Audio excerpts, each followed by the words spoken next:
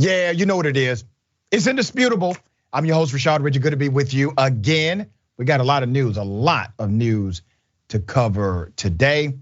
Breaking down news of the day, my contributor, Ben Gleib, comedian, nowherecomedyclub.com, and an extraordinary human being. Also, my debate segment, the bullpen, we have Andrew Donaldson, commentator from Young Voices, a bunch of conservatives over there. This person wants to debate me about the mixed messaging of the vaccine, how it impacts Trump, and Trump possibly being indicted by a county DA in Georgia. Should be an interesting debate. Top news story of the day. Stacey Abrams, the most famous current voting reform activist in the world, snubbed the president and vice president in her state, Georgia, where she's running for governor. They came to the state to talk about what? Voting rights in America. And according to the White House and the Abrams camp, there was a scheduling conflict, but I have the inside. So let me break down what actually happened. So let me give you first the grand entrance of the president and vice president in the state of Georgia, where a voter restriction bill, Senate Bill 202, has now been passed into law. Well, that bill restricts access to voting in various ways. Joined by Vice President Kamala Harris, President Biden, on the campus of Morehouse College and technically Clark Atlanta University, also called on Congress to pass election legislation and a passionate speech about protecting voting rights. So let me say this. His words literally have always been right. He said the right thing during the campaign. He has said and maintained the right verbiage during his presidency, and he continues to say the right thing as it relates to voting rights in the United States of America. Once again, he came to Georgia, he said the right thing again. That's not new. Today, according to the president, I'm making it clear. Protect our democracy. I support changing our Senate rules, whichever way they need to be changed, to prevent a minority of senators from blocking action on human rights. We told you that on day one, Joe. We said this on day one. Get rid of it, eliminate it. The filibuster has to go.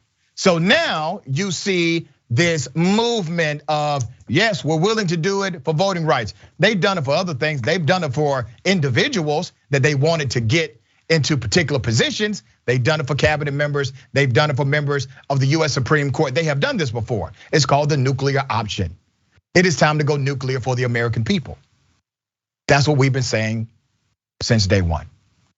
It gets deeper. During this, there were protesters. Not protesters from the right, they were there, but protesters from the left. You had progressive protesters at the Biden-Harris voter rally event and voter engagement and voter reform event. They were there. They were strong and they were loud. Who was not there? Remember, Stacey Abrams, gubernatorial candidate for Georgia, the likely front runner. She was not there. And according to them, once again, it was just a scheduling conflict. Come on. Okay, a coalition of voting rights groups in Georgia announced Monday that they will not attend events surrounding President Joe Biden's expected visit to Atlanta, urging for concrete action instead of what they called a photo op. Now you're cooking. Until that package is signed, sealed, and delivered, keep protesting. Keep being the push and pull necessary to make these elected leaders be all they can be. That's the idea.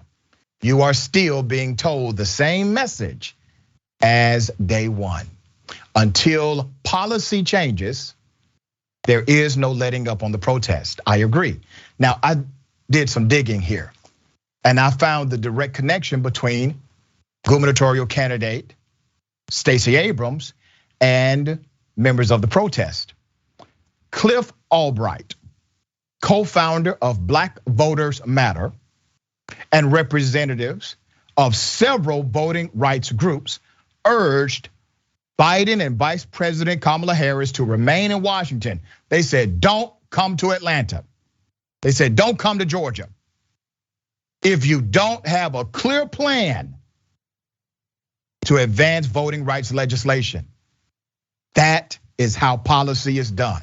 A clear, precise plan. Some of the groups that urge Biden to skip his Atlanta trip are the Asian American Advocacy Fund, Galileo Impact Fund Incorporated, and the New Georgia Project Action Fund.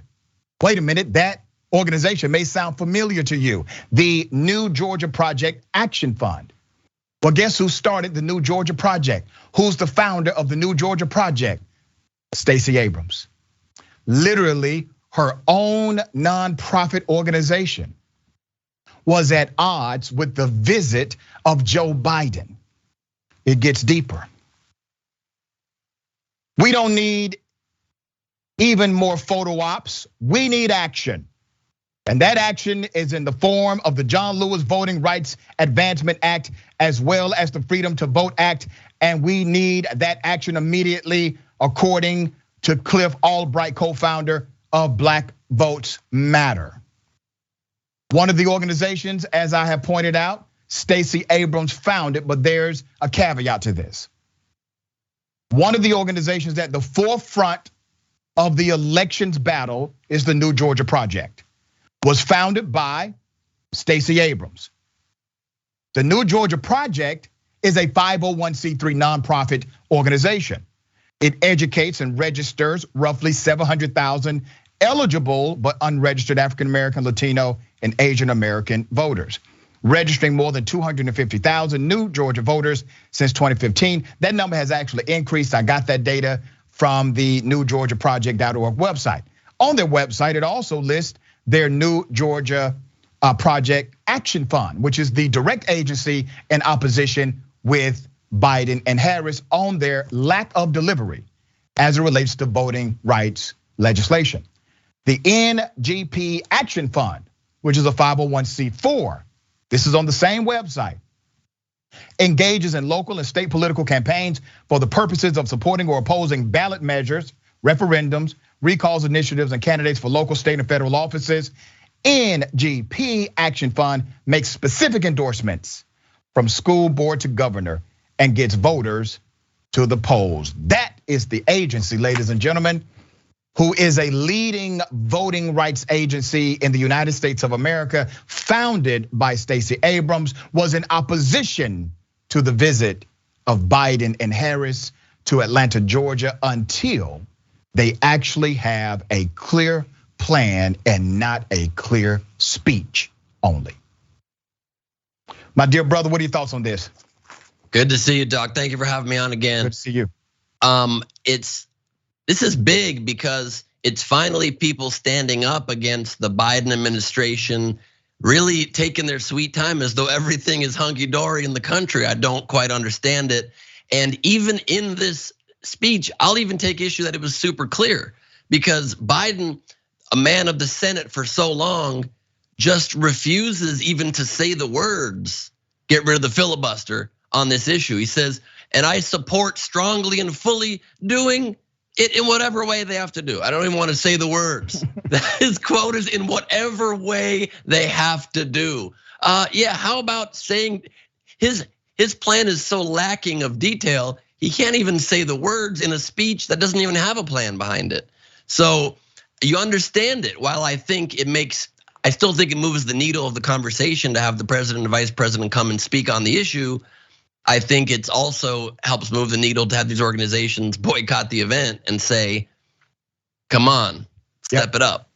Yeah, I'm actually in agreement with both. I understand the necessity of the push and pull in politics.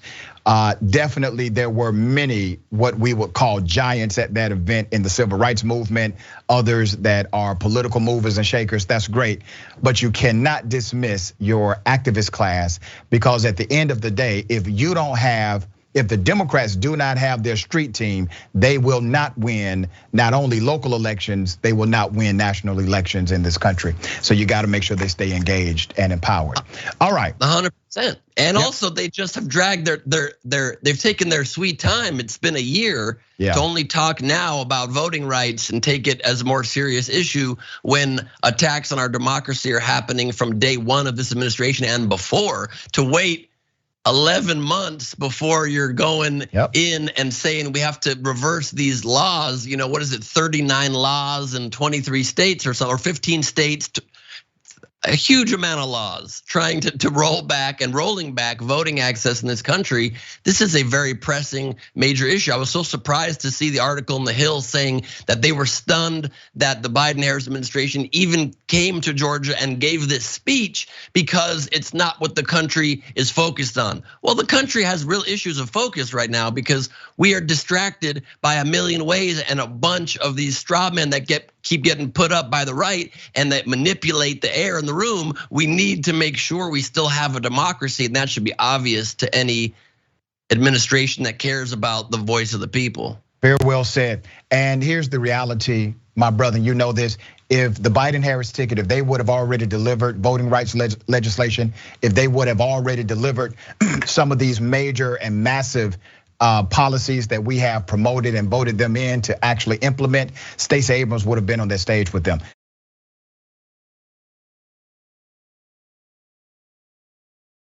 This is an update. I want to show you this video of a man beaten by Gwinnett County police officers. This is in the state of Georgia. Here's the video.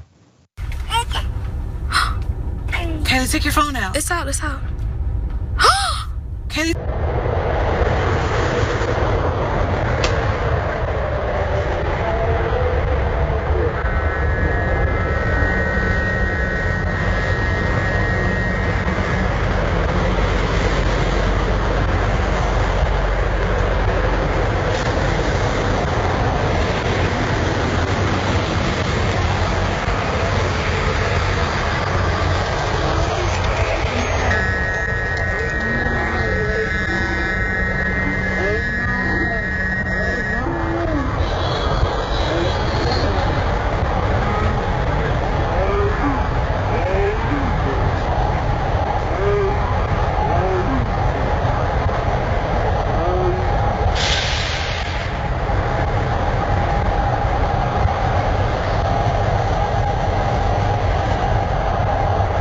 Let me give you the background and the update to this story, an update that just happened yesterday. This was in Gwinnett County. Gwinnett County, Georgia, there's a settlement that has been reached. The incident actually took place in 2017. The initial incident took place in 2017. The young man you saw who was brutally attacked by law enforcement, his name is Demetrius Hollins. Let's put up a picture of Mr. Hollins right after that attack. And he actually healed some before this picture, by the way. Demetrius Hollins was in the turn lane of Sugarloaf Parkway at Lawrenceville, Swanee Road when he was stopped by then Gwinnett police officer Michael Bongiovanni over a license plate issue. After Hollins exited the car with his hands up, the sergeant punched him in the face. Let's put up a picture of the two cops that brutally attacked this young black male. Robert McDonald is on the left. Is the cop who threw the kick, okay? And Michael Bongiovanni was the one who threw the punch. Both were eventually fired for the incident. I have more. In September, Hollins filed a lawsuit against the officers. The person who leads the lawsuit is a good friend of mine named Chris Stewart, the former police chief and the county. The case was terminated in December. Court records show, and last week, the Gwinnett County Commission approved paying a $400,000 settlement. Not enough money in my opinion, but it is what it is. They settled to that. The lawsuit accused Gwinnett police leaders of ignoring a pattern of excessive force and falsified police reports involving both of those cops. Once again, their records indicate future potential of abuse. If we had the George Floyd Policing and Accountability Act right now, guess what would have happened? We would have been able to see their profile. We would have been able to access their record. They can access yours. They can access mine. Why can't we access theirs? We actually pay them. It doesn't make much sense, does it? That we can't see theirs. It gets deeper. A grand jury indicted both of these officers. They did get indicted in the assault. Bon Giovanni pleaded no contest in 2019 to aggravated assault and was sentenced to 6 months in jail for a work release program, followed by 5 months on house arrest, all right? McDonald was convicted by a jury and sentenced to 10 years probation with the first 11 months on house arrest. They really never got the full penalty for what they did. Now remember, here's my contention here, okay? Law enforcement should not be held to a lower standard of accountability. In other words, when a law enforcement officer does something like this, a judge should not say, well, you've been an upstanding citizen all your life, and because of that, we are going to go easy on you. No, it should be the exact opposite. You know why? Because it's the exact opposite for any other profession. If you are a medical doctor and you engage in gross negligence or criminal conduct, they hold you to a higher standard of responsibility. If you are a psychiatrist who engages in criminal conduct or extreme gross negligence, they hold you to a higher standard of responsibility. Only when you are the police do you get a break. Only. Ben, thoughts, man? Well, I just want to make sure I heard the story clearly. Mr. Hollins, who was punched and kicked by the police, he was doing some huge crime, right? And also, I want to make sure I heard it correctly. The police officer, this was their first time they had any kind of issues, right, with their behavior, so nobody could have seen it coming. Am I right about both those things? Yeah, not even close. Oh, right. It was a license plate issue that we all have done. I'm probably committing bigger crimes right now. And I'm free to be on this television screen with you on our broadcast. And these officers had a pattern of abuse. I'm sorry, I know you need cops in there. When somebody has literally one incident of abuse, you give them the harshest penalty, the harshest warning, the harshest talking to. Maybe if they get a second chance, at best, a history of abuse. When these guys had a multitude of events, some very large number. This cannot stand. I don't understand how this is I mean, justice was served in that they were removed from their positions, thankfully. This is unfortunately a rare instance of justice being served, at least to a degree. Mr. Hollins got a settlement. This hopefully sends a message, but I wish, not cruel and unusual, but I wish sometimes the punishment for these crimes could be receiving exactly what you doled out. Kick that person, kick that former officer, and punch him in the head and see if that reverberates through the police departments a little bit better.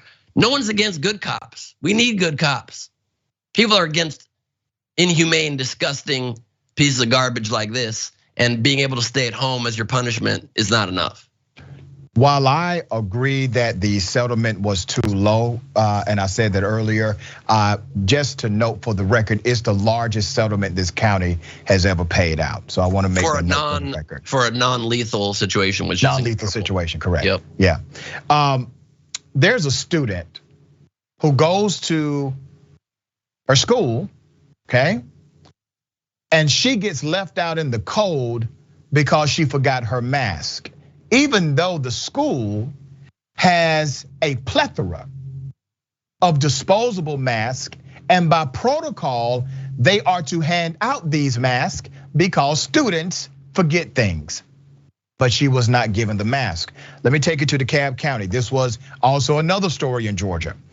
Many parents in DeKalb County say they have issues with the way the school district is handling the Omicron variant of COVID-19. One woman says her daughter was locked out in the cold because she forgot to bring a mask to school. Mother Tabricia Perry, let's put up the picture, told Channel 2's Taisha Fernandez that her daughter showed up to Cedar Grove High School without her mask, despite there being a box of disposable masks at the front door. School administrators would not give one to her daughter and would not let her inside the building, according to the reporting of Channel 2 Action News. You don't have a mask, you can't come in. And they ultimately leave them outside, according to Miss Perry. Perry says DeKalb County schools receive thousands of dollars in CARES Act money for COVID-19 equipment like masks. So she was furious when her daughter was denied one. There's no reason why I should be getting a call from my daughter saying, look, you have to come back and pick me up, she said. District administrators told Channel 2 News and Ms. Fernandez that the Cedar Grove High School staff, they have given out more than 5,000 masks to students who did not have them. They added that masks are supposed to be given to how many? All students when they need one. It is a policy. I'm being very straightforward. In 40 years of public health, I've never seen anything like this transmissible and spread this quickly as Omicron, says Dr. Kathleen Toomey. We have to make every effort possible to ensure that children can safely remain in schools. Now, I'm following this story because I have some friends that went to Cedar Grove. I mentor young people that go to Cedar Grove. I was alerted by this by one of those young people at Cedar Grove High School. Here's what's unfortunate. While this one story is highlighted in the media, according to many of the students, that's the policy of this school. The school will literally leave you outside and you are in eye shot, meaning you can see the disposable mask not being handed out per policy of the school. So there's something wrong here. There's a disconnect between administration and their policy, and it needs to be fixed immediately because I don't want to start dropping names on the show. So make sure this is fixed. Our babies deserve all of the protections that they need inside of that building. They're coming to school because it's mandated by the county, so make it happen. Gleib, have you seen anything like this before, man? Quite ridiculous. I mean, it's the extra level of gall. And I use the word gall instead of something that rhymes just to keep it a little clean, but the extra level of gall to have the box of masks within view and say you have to go home, you can't come into your own school and continue your education is so absurd. It's so ridiculous. It's so egregious right in your face. It's amazing, and I'm stunned to see people working at public schools that just don't have the ultimate passion and don't deliver it like they should. I've never seen that before. I've said for years, you wanna fix a lot of problems in this country, what you gotta do is flip the salaries of Congress and teachers, Congress and people that work at public schools. You're gonna see problems fixed quicker. You're gonna see real public servants then in Congress, and you're gonna see people being paid properly to work in our schools and get out some of these bad apples at the same time that just don't care and are there to be vindictive and mean towards students. The only positive is that this child got a day off school. She should be able to choose when it happens, but I wouldn't have complained back in the day. And I want to say this, I love school teachers, I support educators, I was adopted by a school teacher, I owe my life to a school teacher.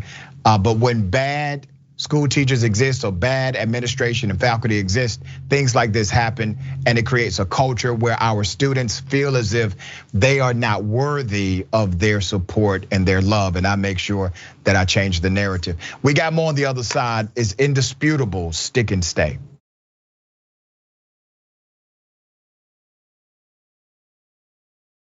What's happening? Welcome back. All right, do not forget, the watch list is coming.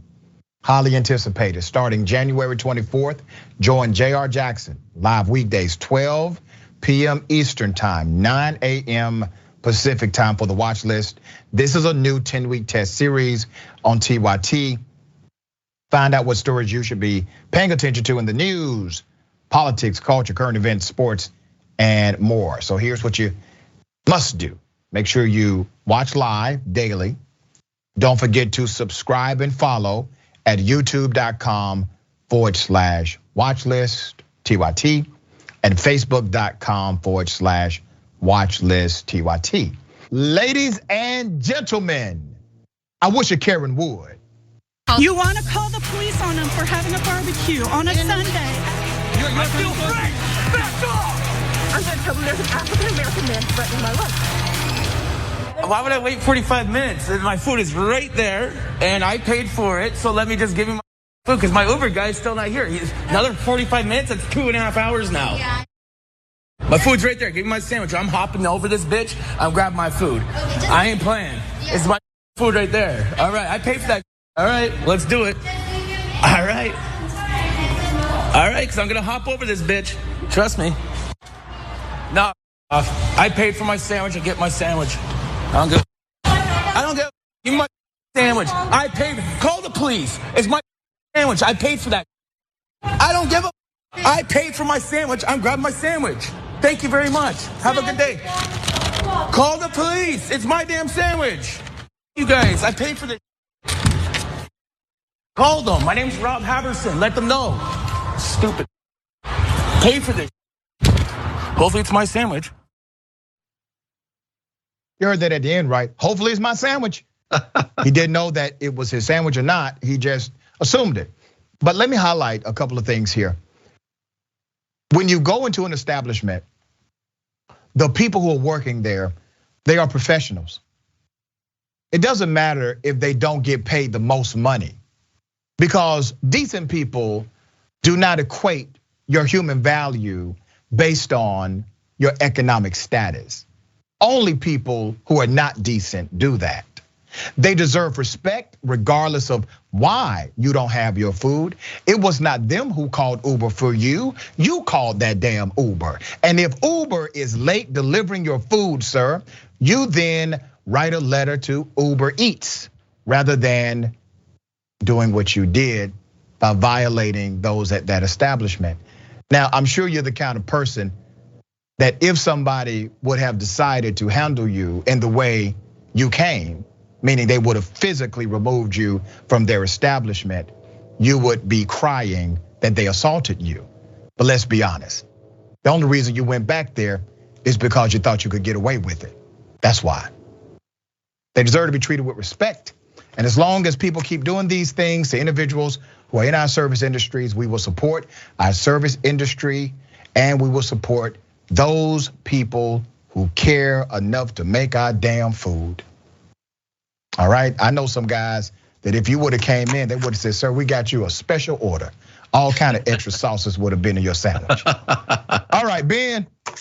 Yeah, I mean, instead of assault, this male Karen got a salt and pepper packet in his sandwich that he just he just jacked from this place. Look, it's amazing at the end of the video, and he was TikToking it. So who knows if that was just said for the camera at the very end, but I hope this is my sandwich. It's just a lack of respect for people that do the work, people that are making that sandwich. And also, it's not like it's the fault of the people working at this place, and it's not a 5-star restaurant. Even at a 5-star, maybe at a 5-star restaurant, you could expect a certain level of quick service. Maybe when you're paying $50 for a coffee at the end of your meal or something. I never even understood people have coffee at the end of their meals. It seems like it's just gonna keep you up. It seems like a morning drink for me. But this guy's, it's been said, Karens can be dudes too. Yep.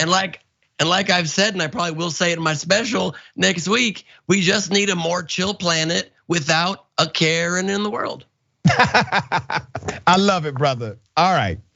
My next story is not as light as that one. It's really heavy, so I need you to prepare yourself for this story. An Ohio man is gunned down because of a celebratory fire. I mean, he's celebrating New Year's. This is a tradition in America. Like it or not, everyone knows this is a tradition in the United States of America. Well, the police decided to shoot and ask questions never. Here's the video. It's gonna be, correction, it's gonna be 2300 block of 10th Street, 2307 10th Street Southwest. Saw the male's head through the fence after I heard the shots. Got on my cruiser, went up to the porch, and I saw him putting the rifle away.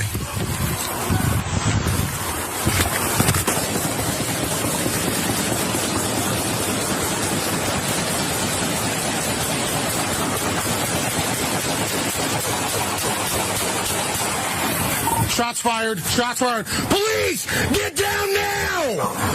Police, get down now! Can't come, shots fired. Send us everybody.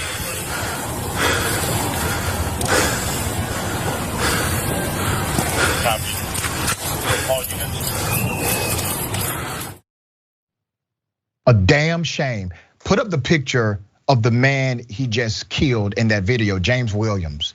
James Williams is with his wife, Marquetta, okay?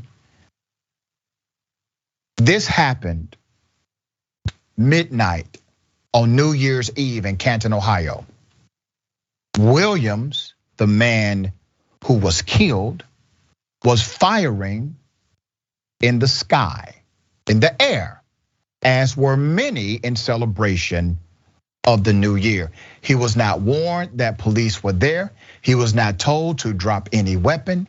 They shot indiscriminately. This cop shot indiscriminately into that vicinity. The 4-minute body camera footage released last Wednesday ends with more officers arriving and the family being ordered out of their home and the police entering their home. Here's the second video. Show me your hands! Hey, we got kids inside. Okay. Yeah, get him out. He's the one shooting the gun. I don't have any gun right now. Everybody out of the house now. Get everyone out. Everybody out. All the kids out now.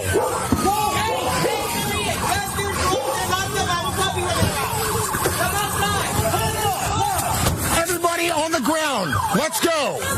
Out here on the sidewalk on the ground. Where is he at? Where is he at? Hey, do me a favor. Everybody out here on the grass right now. Get out on the ground now. Got it, Daddy? Come on. Go. Watch him. No, stuffed animal. Stuffed animal. Can't police. We're coming in. I got mail on the ground. Where's he shot? In the chest. Got 5. Hey, check police. Got multiple firearms here.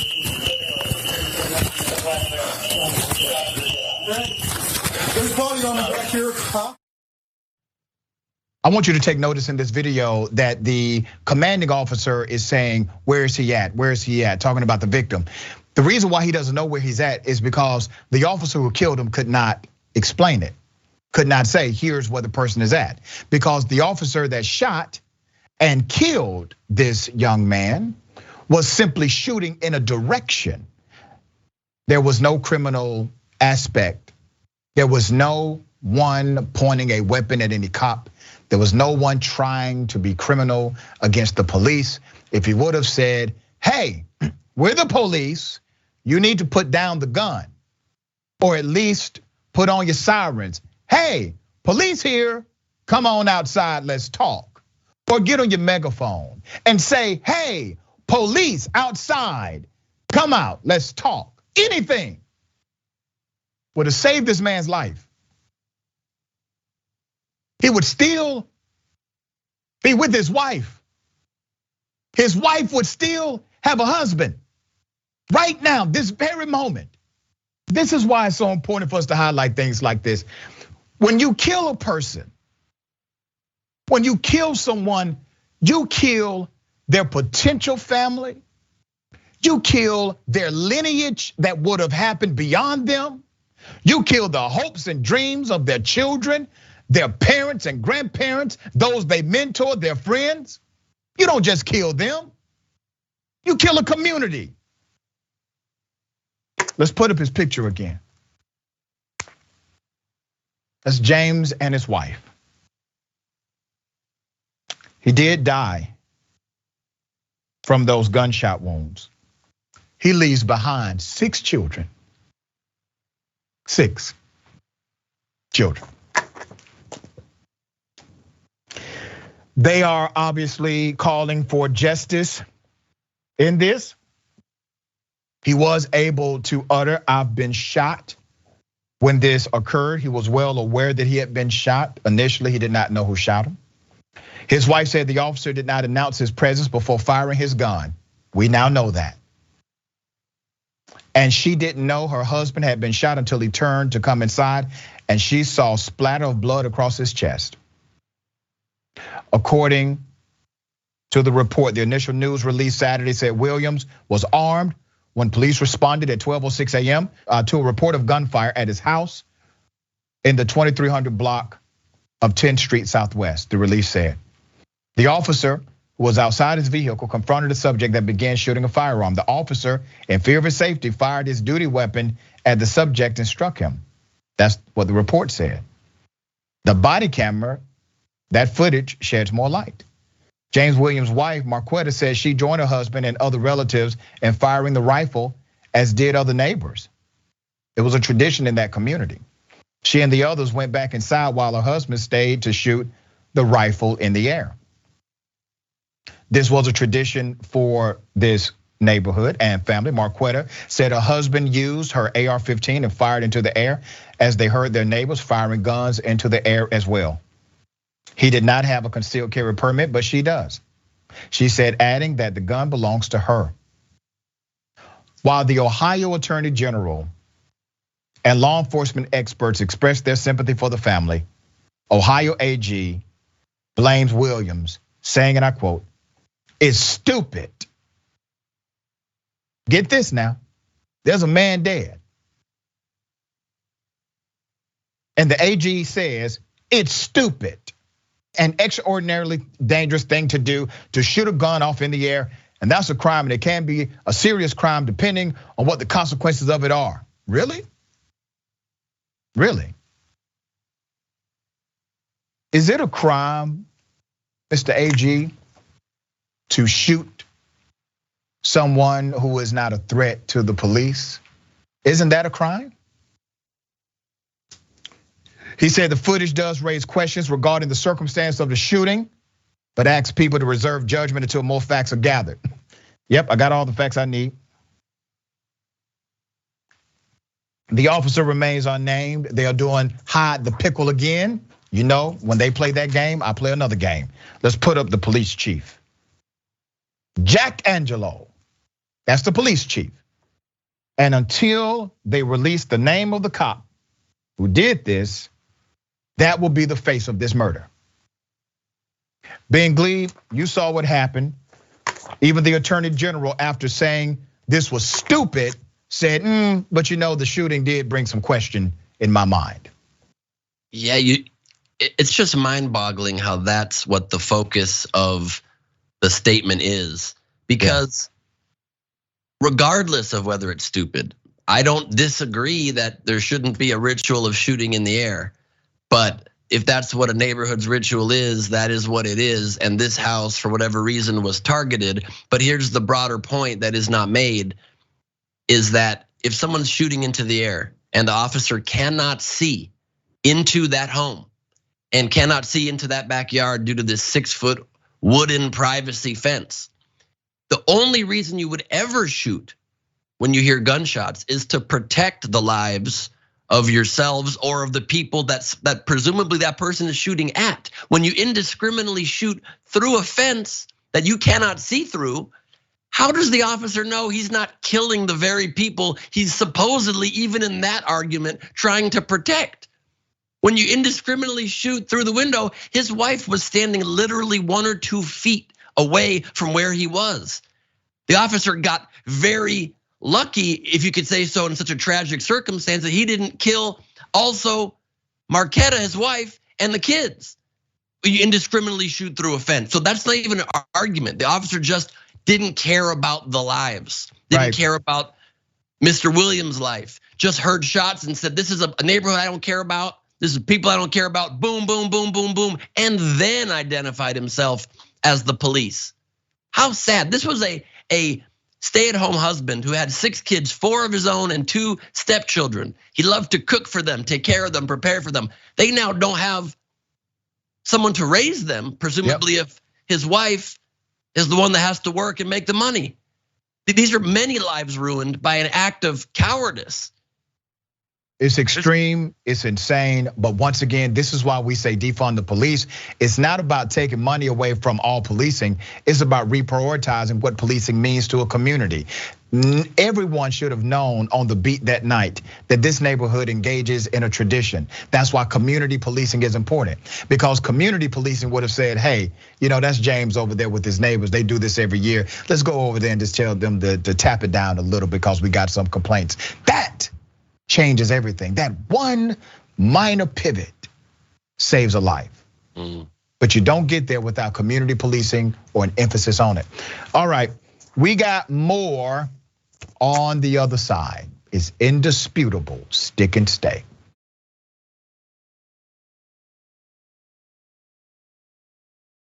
All right, welcome back. We got a lot of show left. Let me read as many comments as I can. Colorado Blue Blazer Regular says, how can Karen be wrong if he is recording himself being a Karen? That's when the Karenicity is deep, like really, really deep. You still will post your own Karen moments, okay? All right, next TYT reporter, what part of de-escalating is this? Yeah. Male Karen, Bernie the Kiwi Dragon says, it's mine. Hopefully it's mine. Yep. Trudy Lawrence, okay, long jump Karen, stay in your lane, the nerve. Yeah. Harry J says, it always disturbs me to see them shooting into vehicles or closed doors, fences. It shows a total lack of regard for human life. It does. Mike V says, Doc, this is the same state that Tamir Rice was also executed by law enforcement, FYI, and it's an open carry state. $2 too. Dr. Rich, I absolutely love your compassion for others. And as a black male myself, it's definitely refreshing. Keep up the good work, sir. Well, thank you for that. I appreciate your support. We appreciate your support. About the mail Karen, Twitch, Sonic Boom Dragon 23, bro, just get your money back. Exactly. Go on the app, say, take it too long to deliver and get your refund, right? An Alabama police officer has now been charged with capital murder. Let me bring your attention to Huntsville, Alabama.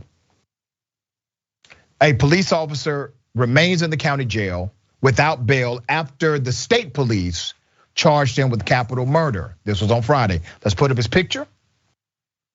His name is David McCoy. Officer David McCoy is in the Madison County Jail. He's accused of killing a person who was in a vehicle. I got some background to this extreme story. David Michael McCoy, 28 years of age, was off duty at the time of the killing. A spokesperson for the Alabama law enforcement agency said in a press release, the victim's identity has not been released as of Saturday afternoon. The victim's name was being withheld until the person's family was notified, all right?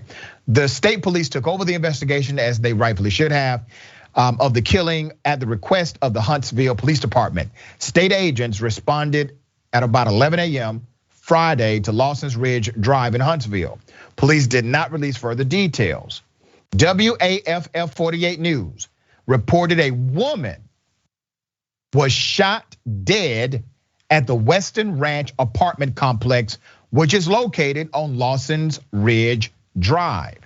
In a press release on Saturday, Madison County Coroner Tyler Berryhill said an autopsy will be performed at the Alabama Department of Forensic Science Lab, that's in Huntsville, this week, okay? Berryhill said in the release, the case is being investigated as a homicide. Once the investigation is complete, its findings will be turned over to the Madison County DA's office for potential prosecution. A Huntsville police spokesperson did not respond to questions about McCoy's employment on Saturday. Well, I mean, if you've been arrested for capital murder, you would imagine, oh yeah, absolutely, the person has been fired for sure. They did not respond about the employment. In a news release on Friday evening, the spokesperson said McCoy is on administrative leave. Fascinating. Do you know what job you can still have if you are arrested for capital murder? Policing. I can't think of any other job you can still maintain after being arrested for capital murder. And then the judge denies your bond because there's evidence that says you're not the right person to flee based on the evidence presented, okay? You're not the right person for a potential bond because you may flee based on the evidence presented. He still gets a paycheck. He has been arrested for capital murder, and it's in Alabama. Ben, make some sense of this with me, brother, can you? I mean, that's an impossible task. I'm not a saint. I am here just to provide commentary. I can't make sense of that. The only thing I can say is that I guess it's nice to know that killing is a passion for these guys. They do it even in their off time. I think that's the only takeaway I can find. Damn. Yeah, we're gonna follow this story because I think, based on the information that I've read, there's a personal connection here between the accused killer and the victim.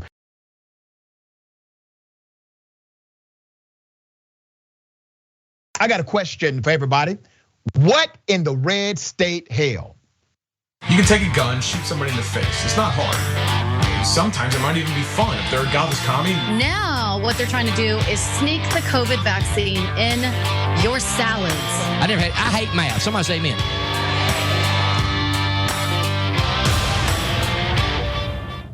It amazes me, though, her and other liberals, socialists even, their ability to deflect from what the issues truly are. And here, her obsession with at least suggestions of always gender and sex even.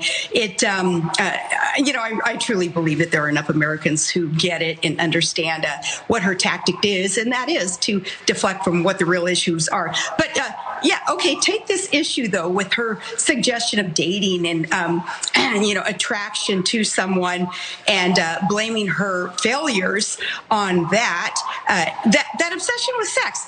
Look how the liberals, Rachel, want to pound that into the public's head, that advertising who is attracted to who, what people do in the privacy of their own bedrooms, all those things that have to do with privacy and sex. The liberals, not the conservatives, are the one who pound after that. The Ice Queen has thawed out. Sarah Palin, former governor of Alaska, she had that to say about liberal sex and AOC. Quite fascinating because she voted for the guy who said this. Yeah, that's her with the gold. I gotta use some Tic Tacs just in case I start kissing her. You know, I'm automatically attracted to beautiful. I just start kissing them. It's like a magnet. You just kiss. I don't even wait. And when you're a star, they let you do it. You can do anything. Whatever you want. Grab them by the. Yeah, that was Donald J. Trump, the person she continues to support. And she talks about there's too much sexualization in politics. Well, what about this picture of Miss Sarah Palin?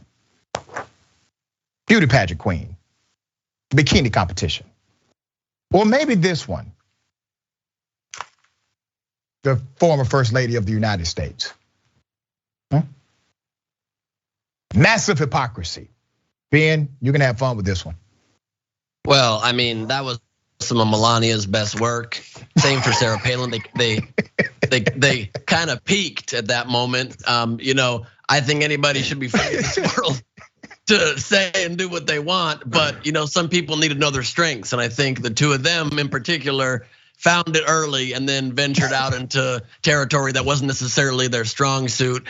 Sarah Palin, the irony of her talking about people not staying on the issues when she's her entire segment talking about something that is not germane to any important issue to the country, just further proves the absurdity of these people, of the networks she appears on. It just is laughable at this point.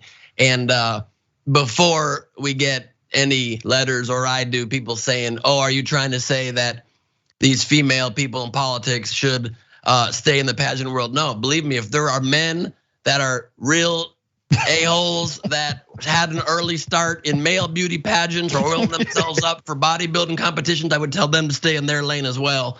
This is gender free. This is just an idiocy comment. And you gotta play to your strengths. Some people's strengths is their looks. So interesting. All right, my dear brother, tell people how they can follow you and check out your great work. You can follow me at Ben Gleib. I'm on Twitter, TikTok, and Instagram all day long. And please come to my next hour special taping in Philly, Jan 20, or any of my prep sets in LA or New Jersey in the next few days to the next 8 days from now. Tickets at bengleib.com. I'd love to see you out there and support. I will make you laugh, I promise that. Absolutely, he shall deliver. Thank you, my friend. Always good to have you on the show. Anytime, real pleasure. Remember, take care of yourself, take care of each other, take care of the planet. Remember, the truth is always indisputable.